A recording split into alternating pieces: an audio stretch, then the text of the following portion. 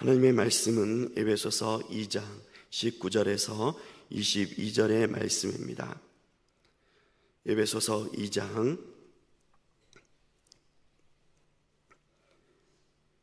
19절에서 22절의 말씀입니다.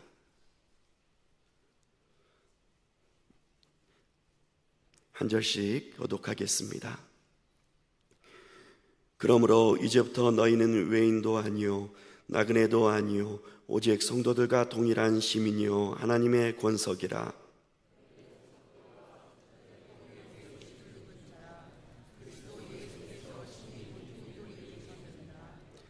그의 안에서 건물마다 서로 연결하여 주 안에서 성전이 되어가고 너희도 성령 안에서 하나님이 거하실 저수가 되기 위하여 그리스도 예수 안에서 함께 지어져 가느니라. 아멘.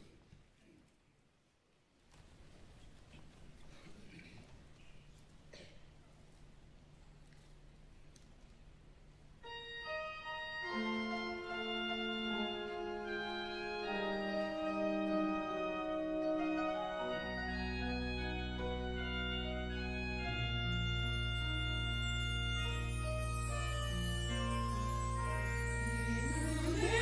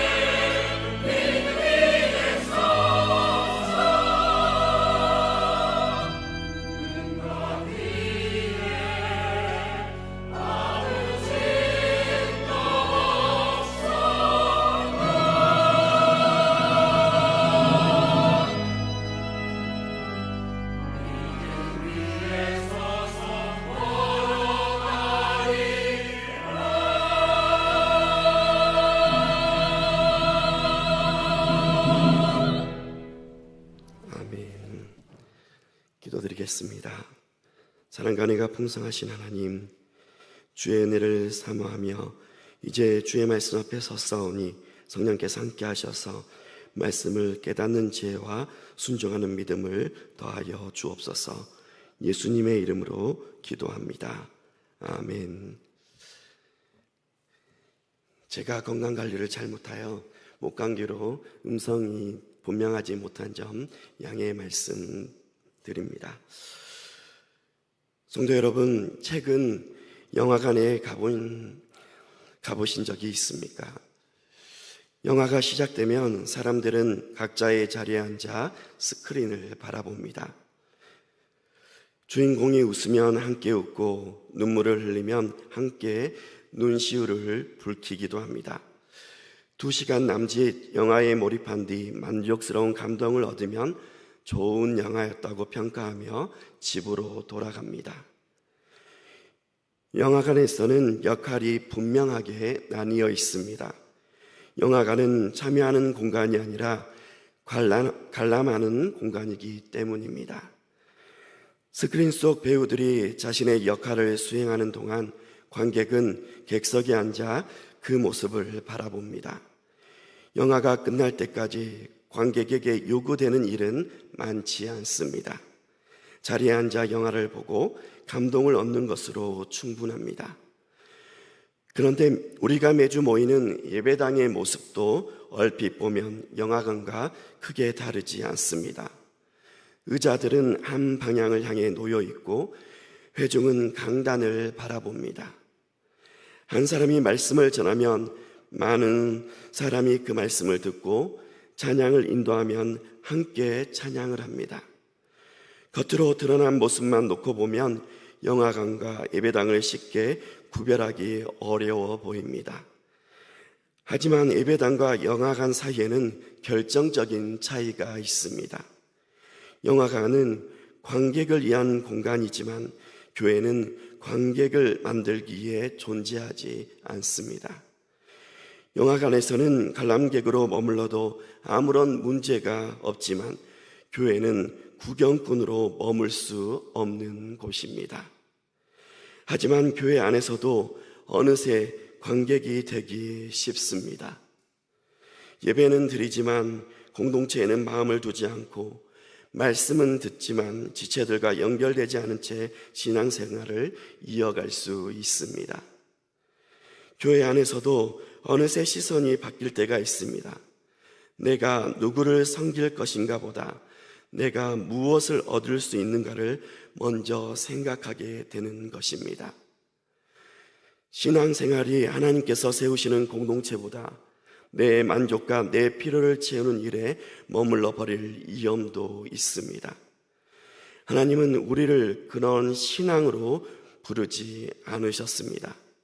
우리를 따로 구원하신 뒤 흩어놓으신 것이 아니라 한 가족으로 부르시고 한 몸으로 묶으셔서 성령께서 거하실 처소로 세워가고 계십니다. 사람은 본능적으로 선을 긋습니다. 나와 생각이 같은 사람은 같이 가까이 두고 생각이 다른 사람은 멀리 둡니다. 나를 이해해 주는 사람에게는 마음을 열지만 나를 불편하게 하는 사람에게는 벽을 세웁니다. 이런 벽은 시대가 바뀌어도 쉽게 사라지지 않습니다. 그러나 하나님은 다르게 일하십니다. 사람이 벽을 세우며 거리를 만들 때에도 하나님은 하나 되게 하시고 관계를 회복하게 하십니다. 오늘 본문은 하나님께서 세우시는 집에 대한 말씀입니다. 하나님께서 어떤 사람들을 한 가족으로 부르시고 무엇 위에 세우시며 어떻게 한 성전을 이루어 가시는지를 함께 살펴보고자 합니다. 첫째로 하나님은 우리를 가족으로 부르셨습니다. 성도 여러분, 세상에서 가장 외로운 사람은 어떤 사람일까요? 돌아갈 집이 없는 사람입니다. 내 이름을 불러줄 사람이 없는 사람입니다. 아무도 기다려주지 않는 사람입니다. 바울은 오늘 우리를 향해 이렇게 선언합니다. 19절에 그러므로 이제부터 너희는 외인도 아니요 나그네도 아니요 오직 성도들과 동일한 시민이요 하나님의 권속이라 했습니다. 이 말씀은 단순한 위로의 말이 아닙니다. 예수 그리스도의 십자가로 우리의 신분이 완전히 바뀌었다는 너무나도 놀라운 선언입니다. 바울은 먼저 우리의 옛 모습을 정확히 보여줍니다. 우리는 외인이었습니다. 그리고 나그네였습니다. 하나님과 상관없이 살아가던 사람들이었고 하나님의 집 밖에 서 있던 사람들이었습니다. 살아갈 곳은 있었지만 돌아갈 곳은 없었고 많은 사람들 속에 섞여 살아도 참된 소속은 알지 못했습니다.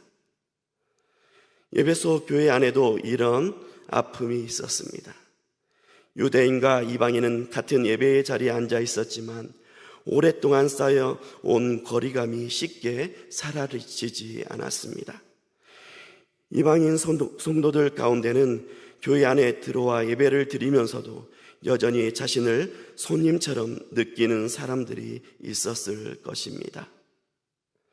나는 정말 이 공동체에 속한 사람인가? 하나님께서 나를 온전히 받아주셨는가? 그런 물음이 마음 깊은 곳에 남아 있었을 것입니다. 바로 그런 성도들을 향해 바울은 선언합니다. 더 이상 외인도 아니고 나그네도 아니라고 말입니다. 이제는 하나님 나라에 속한 백성으로 받아들여졌습니다. 그런데 바울은 여기서 멈추지 않습니다. 더 놀라운 표현을 사용합니다. 바로 하나님의 권속이라. 무엇이라고요? 하나님의 권속이라 했습니다. 권속이라는 단어에는 바울의 의도가 담겨져 있습니다. 권속은 같은 집에 속한 식구를 의미합니다. 함께 밥을 먹고 함께 울고 웃으며 서로의 삶을 보듬어 주는 그런 가족 말입니다. 바울은 하나님 나라의 시민이라는 표현만으로 멈추지 않았습니다. 시민은 같은 나라에 속해 있어도 서로 모른 채 살아갈 수 있지만 가족은 서로를 외면할 수 없습니다. 가족은 기쁨을 함께 나누고 아픔도 함께 짊어지는 관계입니다. 하나님께서 우리를 부르신 자리는 시민의 자리에서 끝나지 않고 아버지의 집안으로 들어가는 가족의 자리입니다. 당시 사회에서 이 가족은 가장 튼튼한 그리고 든든한 울타리였습니다. 힘든 일을 만나도 가족 안에만 있으면 혼자 버티지 않아도 되었습니다. 어려움이 찾아오면 함께 짐을 졌고 힘겨울 때일수록 서로 곁을 지켜주었습니다. 바울이 권속이라는 단어를 사용한 이유가 바로 여기에 있습니다.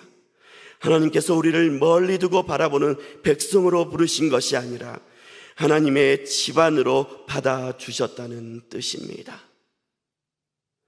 참으로 놀라운 일이지 않습니까?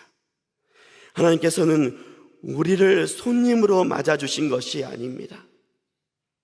잠시 머물다 떠날 사람으로 받아주신 것도 아닙니다.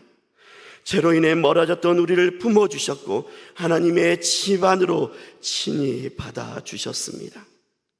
집 밖에 서 있던 사람들이었는데 이제는 하나님의 집안에서 살아가는 가족이 되었습니다.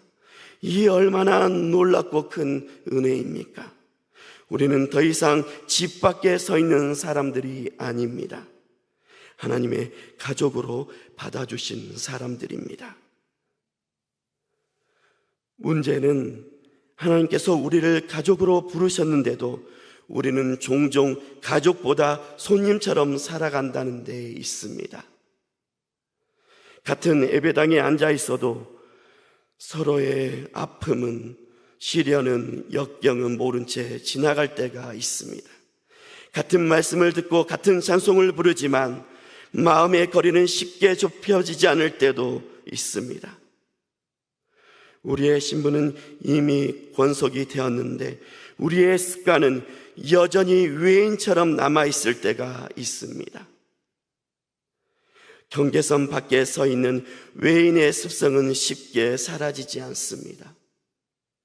멀리서 바라보고 쉽게 판단하는 옛 삶의 방식이 우리 안에 여전히 남아있기 때문에 그렇습니다. 반면 가족은 다릅니다. 마음에 들지 않는 일이 생겼다고 관계를 끊어버릴 수도 없고 어려움이 찾아왔다고 등을 돌릴 수도 없습니다. 기쁨도 함께 나누고 아픔도 함께 질면서 같은 집을 지켜나가기 때문입니다. 바울이 권속이라는 단어를 사용한 분명한 이유가 여기에 있는 것입니다.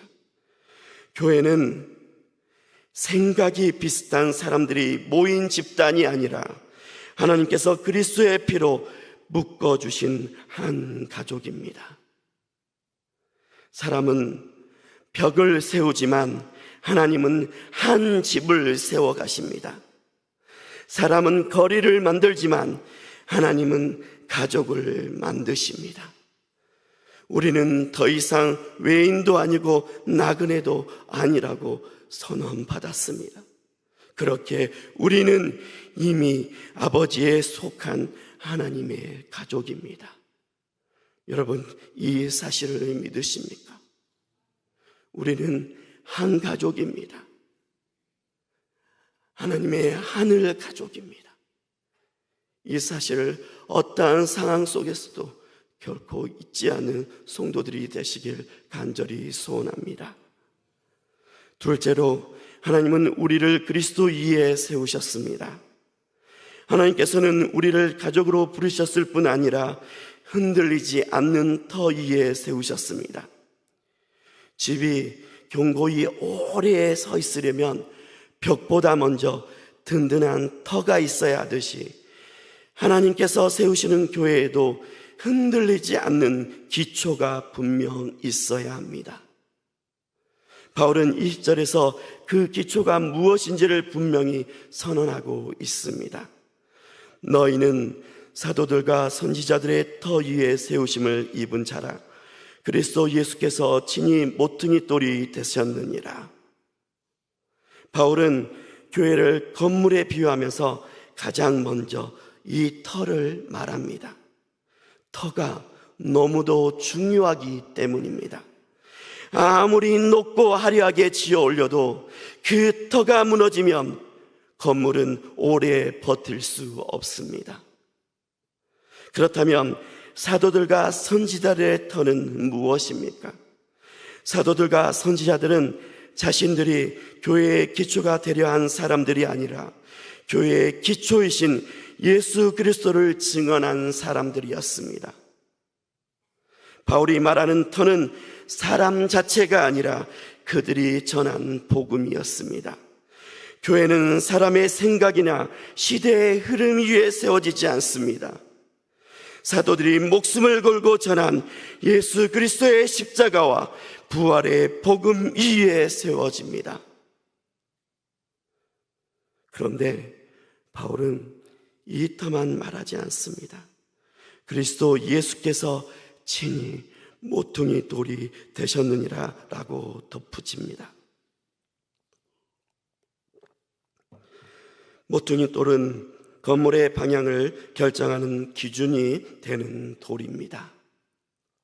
모든 돌은 그 돌을 맞추어 놓였고 건물 전체는 그 돌을 중심으로 세워졌습니다. 바울이 예수 그리스도를 모퉁이 돌이라고 부른 이유가 바로 여기에 있는 것입니다. 교회는 그리스도를 중심으로 세워질 때만 바른 방향을 잃지 않을 수 있기 때문입니다. 에베소 교회에 모퉁이 돌이 필요했던 이유도 여기에 있습니다. 유대인과 이방인 같았을까요? 달랐을까요? 너무도 다른 사람들이었습니다. 살아온 삶이 달랐고 생활 방식도 달랐고 그들이 살아온 모든 문화, 언어까지도 달랐습니다. 오랫동안 서로를 경계하며 살아왔기 때문에 한 자리에 앉아 예배 드린다고 해서 저절로 하나가 될 수는 없었습니다. 그런 사람들에게는 모두가 함께 바라볼 기준이 분명 필요했습니다. 바울은 그 기준이 어떤 특정한 사람이나 어떤 전통이 아니라 오직 예수 그리스도라고 선포하고 있는 것입니다. 오늘 우리도 다르지 않습니다. 교회 안에 다양한 세대가 있고 서로 다른 경험과 생각을 가진 사람들이 함께 모여 있습니다. 같은 말씀을 듣고 같은 예배를 드리지만 각자가 중요하게 여기는 기준은 다 다를 수 있습니다. 그런 이유로 때로는 오해가 생기고 때로는 마음의 거리가 생기기도 합니다. 문제는 서로 다르다는 사실이 아닙니다. 각자가 자기 기준을 붙들고 살아가려는 데 있습니다. 내 경험이 기준이 되고 내 생각이 기준이 되고 내 판단이 기준이 되기 시작하면 같은 예배당에 앉아 있어도 서로 다른 방향을 바라보게 됩니다. 교회가 하나 되는 길은 모든 사람이 똑같아지는 데 있지 않습니다. 모두가 함께 그리스도를 바라보는 데 있습니다. 이 지점에서 앞선 세대인 우리 책임도 깊이 생각해 보아야 합니다.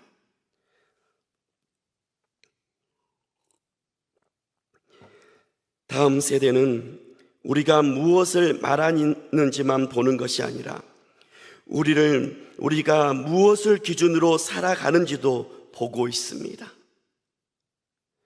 교회가 사람을 중심으로 움직이는지 그리스도를 중심으로 세워지는지 다음 세대는 분명하게 보고 있습니다. 앞선 세대가 모퉁이 돌 대신 그리스도보다 자기 경험과 자기 기준을 앞세운다면 다음 세대 역시 같은 길을 걷게 될 것입니다. 앞선 세대로서 다음 세대에게 보여줘야 할 교회의 참된 모습은 무엇입니까? 완벽한 사람들이 모인 교회가 아닙니다. 모든 사람이 같은 생각을 하는 교회도 아닙니다. 서로 다름이 있어도 그리스도를 기준으로 삼고 자기 생각보다 주님의 말씀 앞에 먼저 서려는 교회입니다. 모퉁이 돌 대신 예수 그리스도께 방향을 맞추기에 함께 몸부림치며 애쓰는 교회입니다. 교회가 흔들리는 이유는 기준이 없기 때문이 아닙니다.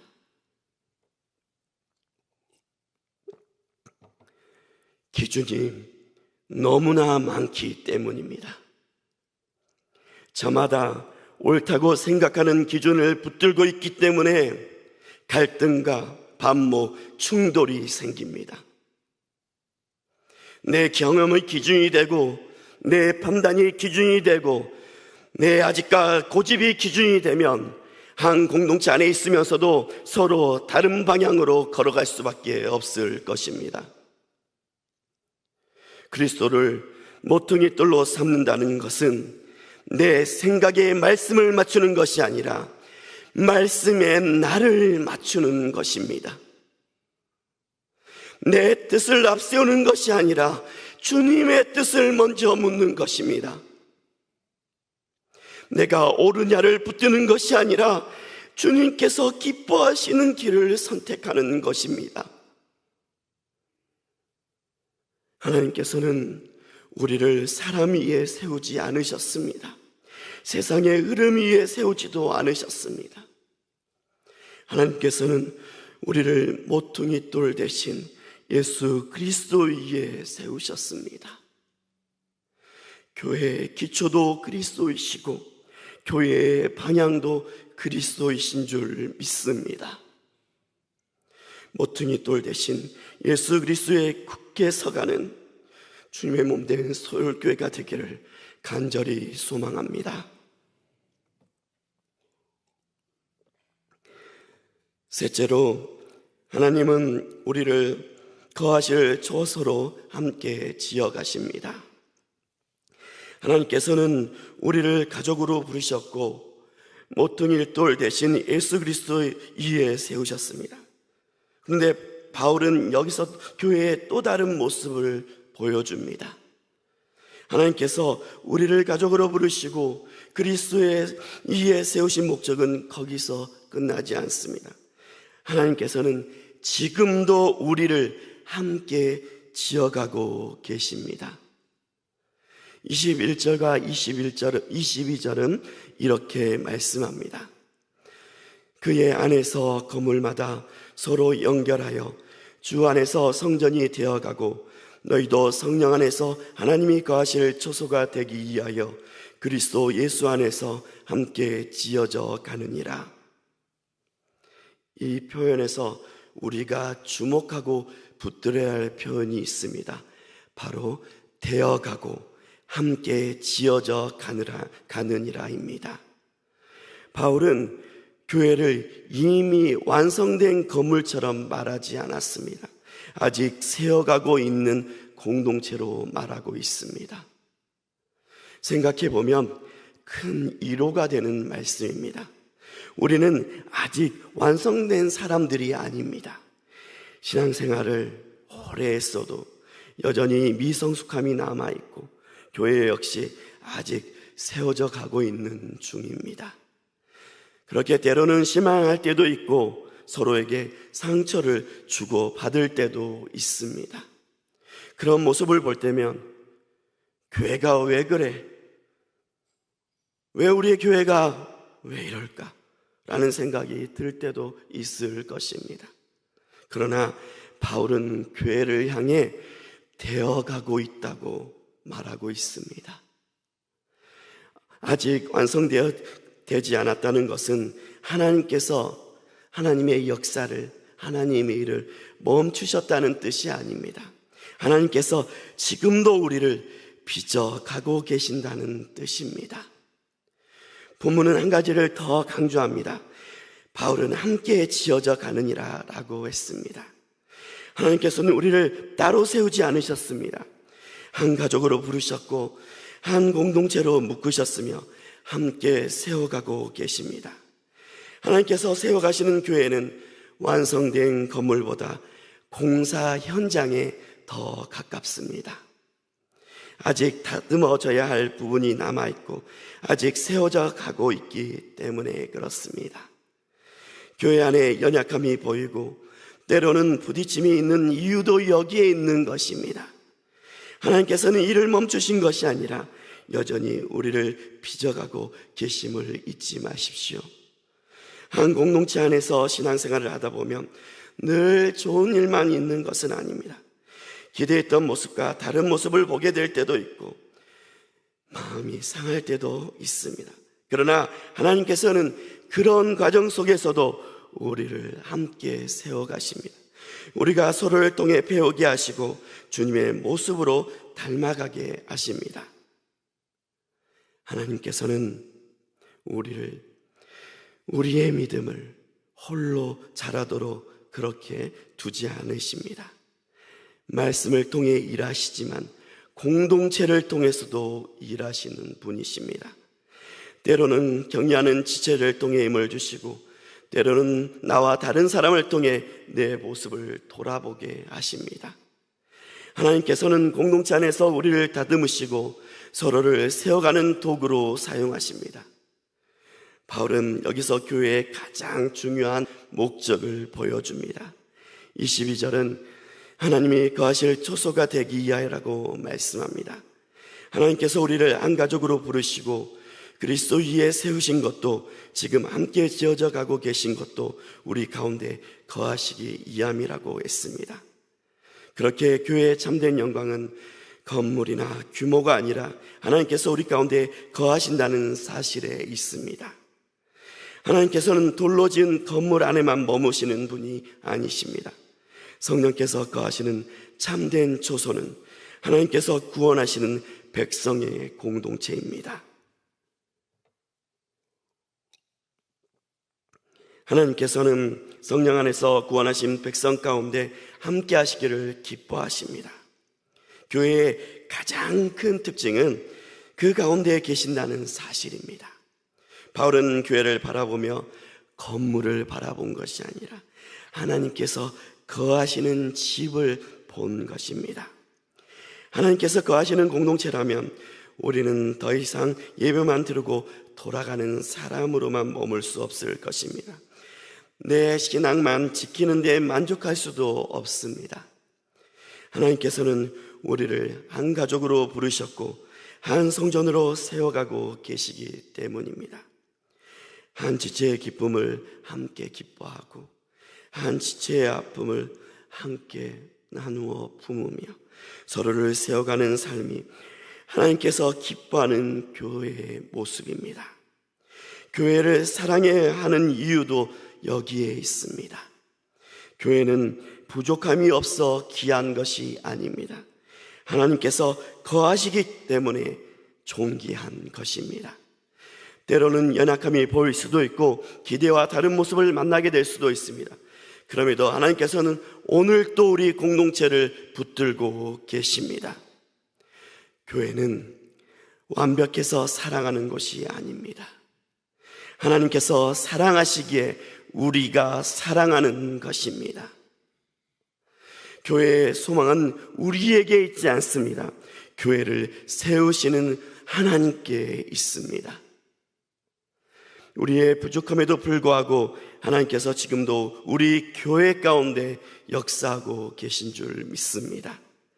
하나님께서 함께 하시고 성령께서 거하시는 공동체에게 우리의 교회는 결코 흔들리지 않을 줄 믿습니다. 말씀을 맺겠습니다. 교회는 사람이 만든 모임이 아니라 하나님께서 친히 세우시는 집입니다. 교회가 교회 되는 이유는 우리의 모습에 있지 않고 우리 가운데 거하시는 하나님께 있습니다. 하나님께서 포기하지 않으시는 교회를 어떻게 우리가 먼저 포기할 수 있겠습니까? 하나님께서는 오늘 또 우리 공동체 가운데 치유와 회복을 이루시고 다음 세대를 세우시며 하나님 나라를 이루어가고 계심을 굳게 믿습니다. 하나님께서 기뻐하시는 거룩한 초소로 함께 세워져가는 서울교회가 되기를 주님의 이름으로 간절히 축원합니다.